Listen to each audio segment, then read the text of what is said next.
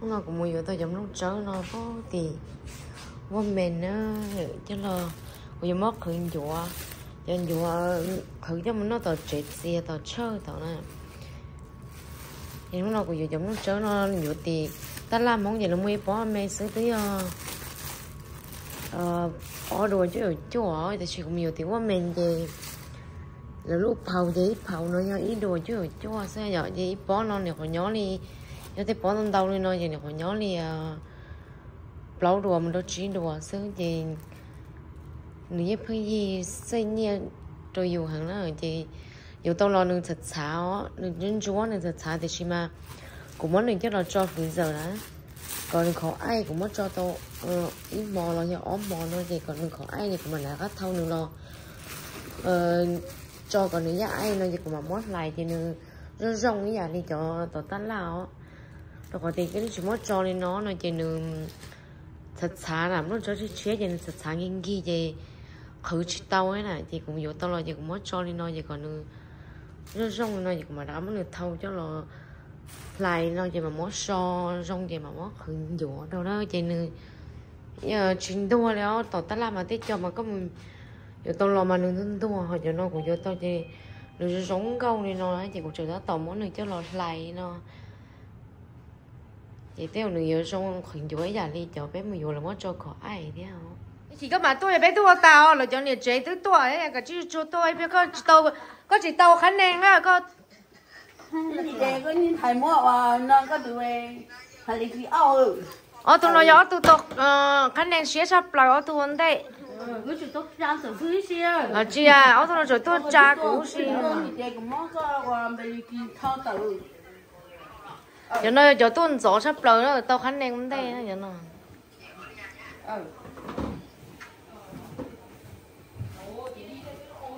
xài lúc cũng có cũng khô của tao hay có món này cũng khô chả xài là thằng nói xài nó bộ tốt cua đây là coi cho người tốt buông người tia người cho tụi tôi cái này sao châu trên người sáng con nhớ thì chế trời ơi cái tiếng mình chỉ ôi ta nên mà lấy tốt cho ta kia nói chúng mình từ chạy cho chín rồi trên này rồi có chín ok chín nhớ đừng thế mà cho nó mà cho tôi khánh em đâu sắp lời cho tôi gió có chỉ phải khánh cho nó mà nên tôi ba của là nuôi cho nên muốn đâu mà hầu nên sống mà của kim bê tờ đó nên hồi của mà tôi bán này rồi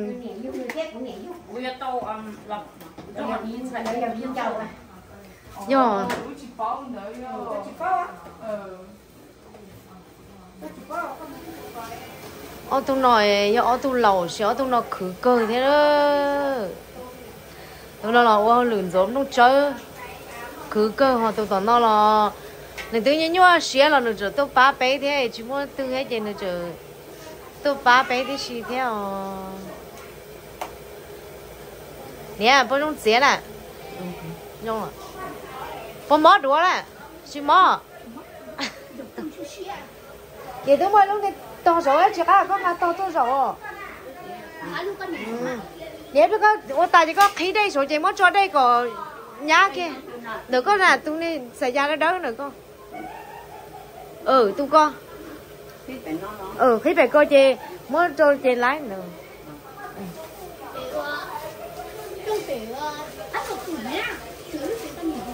nhớ số cái liền nè muốn cho cái chém này mà rồi cho xếp lá một bé một nó không bóng rồi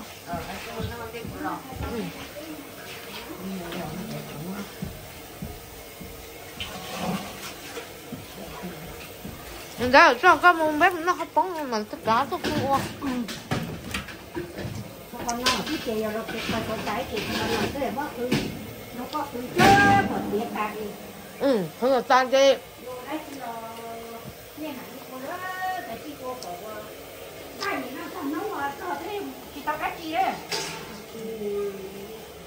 nó cũng bốc cơ hả? Dạ, bye. Bye, nó không bóng rồi. Nhưng mà tôi ít ta kia nó sẽ sao.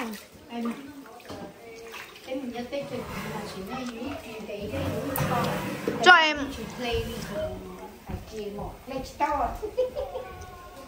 Vai nè nè. Rồi chú ấy kho cho hậu theo chứ có cái gì nó chỉ cho cá là tí. Chị nhau không? Nó có tay nhắm có tay của. Hôm nay những gì quấy thằng gì đó.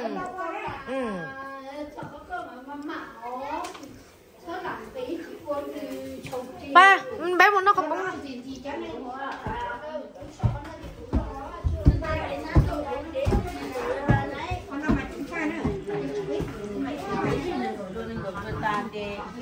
Phải đâu, phải đâu đâu. Một con tay nhá, giờ cho nó chỉ tao lo chứ nên một con tay.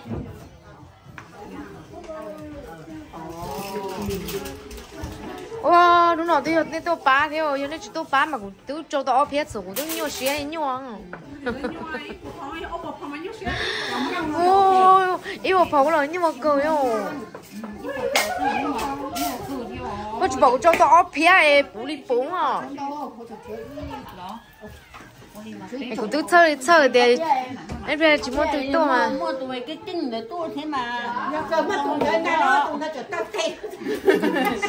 Mua tụi cái kinh này. Ý là cái sợi tê chứ chứ mà sai luôn nè. Mua tụi cái kinh đó là nó chỗ xía nó nè. nó mò cái đầu nó em phải chỉ chia cho chú sa cái nó là em mình xài nó có con cho mà ô lo. Nó mà ô nhiều thứ ô tôi cho ông mông rồi. Thế nên chơi ông đây là mà. Đúng tôi im mông tờ tôi cho ông mông. Tao mua mình đây ơi, tí mà tôm cái chứ mà bí đào. đây có mùng đổ. Ê của mua em học của mình của mua thấy chị đâu. Ở trên khán giả con đi chơi nó ngon gì mà con đi qua à. Thế là tôi họ chỉ là mù chơi bự tàn thôi ói già nữa. Chị thì nhỏ nên đợi tôi ta. Ôi thôi nếu đi nữa. Ôi trời ơi chị là khăn chi à rồi con đi chơi nó khăn chi. Cô đã có quan tâm lời của chị. Anh nhận được chơi tôi chơi. Thôi là ta nhân nên tao cũng cả chờ. Quay đây. Cái nó tiên là lại trong đó là con chỉ là tôi chó lò cả dạo. Cái liếm à, bùa cái kho tán như nó nóng. Anh không còn chơi ôi khó xí không có đi nào. Kho. Sao qua cái gì tao coi xem. Tôi là món nó mồm mà không mà có ở tiền rồi đâu được chả. Sao tao chỉ nó có ăn thì to nè. Ta sẽ mà chờ tao sẽ chờ lo cho tụ to nóng này chả ngay cái đâu tụ phao này ôi tao đợi lo là ta chúng nó từ tua mà chơi chỉ tao thì nó lại nó như sao sôi chứ mà sôi vô chả nhau cái tụ sen chả có thể chỉ lo được tiền đi ó nên là là chia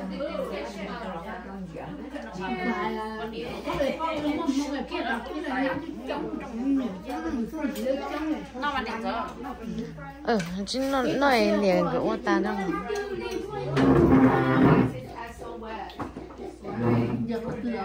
cho cũng một chân đã út của chân nhà cho niệm chân đã út niệm đó là út để chặt cua lo của tiền ở chẳng là chặt cua nó của niệm đó của tiền đó nè ít tụ cả cái tụ nhau nè chân bay bây giờ ít tụ cái tụ nó chân nè nhưng mà họ biết chúng ta biết từ thế là ở khu chợ họ ta biết gì ấy tôi phụ gì cho chúng thân mà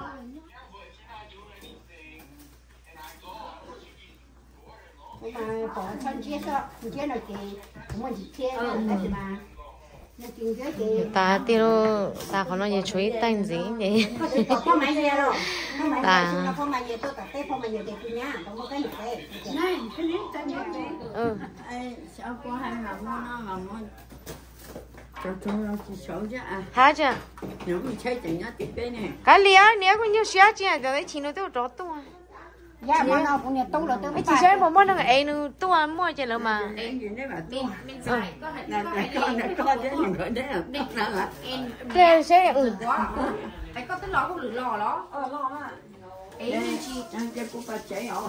Không một con nè. Thành thì nên con thằng bé ở tấn trung đã cũng không muốn sao đi thành. Sai cá. Sai cá chi nó. Nó Trong bé chúng chị thua nó tê với ta đi. Dạ. Sorry, kia tụi nó mà nó uống không?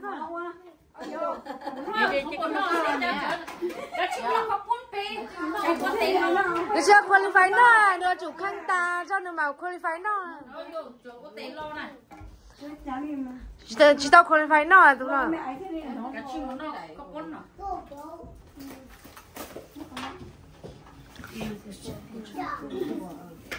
Nhiều ta tiền luôn.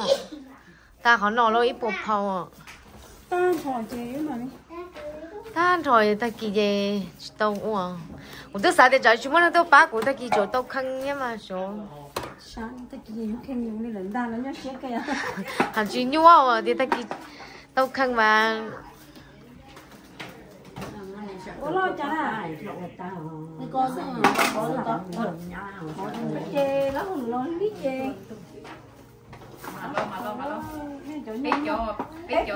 Bé quá chỉ biết sao mỗi ngày này nó biết sao này. Bé chỗ này nó nhỏ nó sẽ đến một nhưng cho nên con bé ngồi mà ô chỉ biết nó chơi còn nó chỉ đến nó ổn đây á nó tao nó chơi bây giờ nó quá vậy nó ngon con lia này con số cánh lẩu con lia nó lấy một cái tôm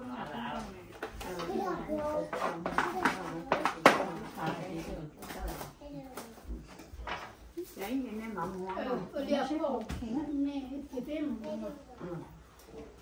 tại con nhỉ chị thắm nó ba liều lấy cháu lột của lấy mà lấy nó chỉ là mặc uo ơi nhỉ có con ba kìa thắm ba lớn rồi lớn nó chỉ là mặc uo con lâu mà chẳng có con lâu luôn là tỏ khai con lâu người to là nó chỉ có thể lên chỗ lúc lên nhà rồi con mày mẹ Em chỗ lôi à lưu ly kia nó. người thì chỉ lo nhau người ok chứ Chỉ lo chúa cái gọi là tiểu chân uống lo luôn thấy lo chờ người ta. Ta lô, vậy mua suối tao chưa tặng lại chị. Hiểu. cái chế đó chế còn muốn lên ní nó sao mày sao xong rồi lên này thì nó nọ thế nó làm gì luôn con lên nói nhanh sao phải à này cô lo Ta tía liệu nói ở đâu một chỗ. cái cô nhiều việc mà nói nhanh sao phải đây cô lo mình chỉ tiêu học cái này cô mày nói thế nào cái cô tiền luôn mấy quá người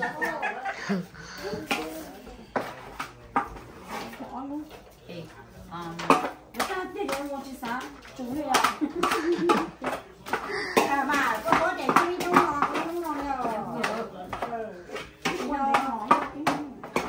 tôi lại cái gì nó phải còng ha đúng không mà cái gì mà có quấy dạ con kia họ có cái lông kia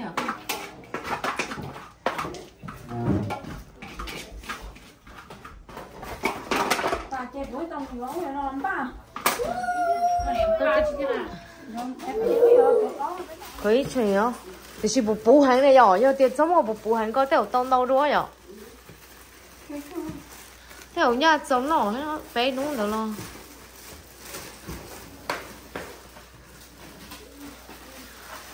Cái nó ngủ nó sáng thì chả ta nên nó nữa.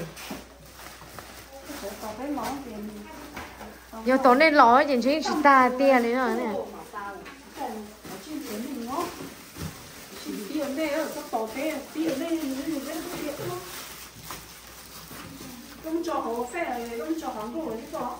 Ừ, còn chúng nó cho họ thọ lợi kia họ này còn lợi tung ừ nhỏ thế cháu con lùi sĩ lợi tông ừ nhá trái cá người nhỏ tụ thị kia chúng cho nhiều bay đó tới nó nhưng thì khi nào bây giờ chỉ tao khó bóng xỉa chứ gặp nửa thứ bài thế thì tao nó mỏ đi không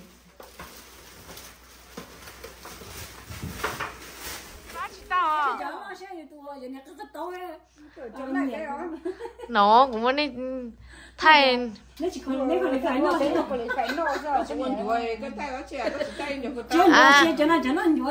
cho nó chơi qualify thay video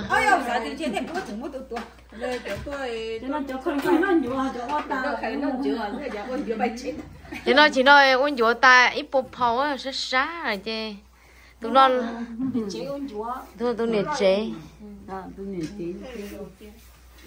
nó thấy chè nó thấy bao từ từ một bọc cá một chồng thì một plu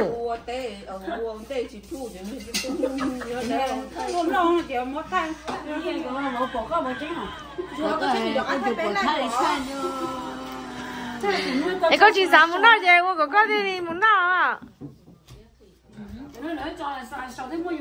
dạ thì hả rồi của mình chủ yếu cây non tàu à họ dễ rồi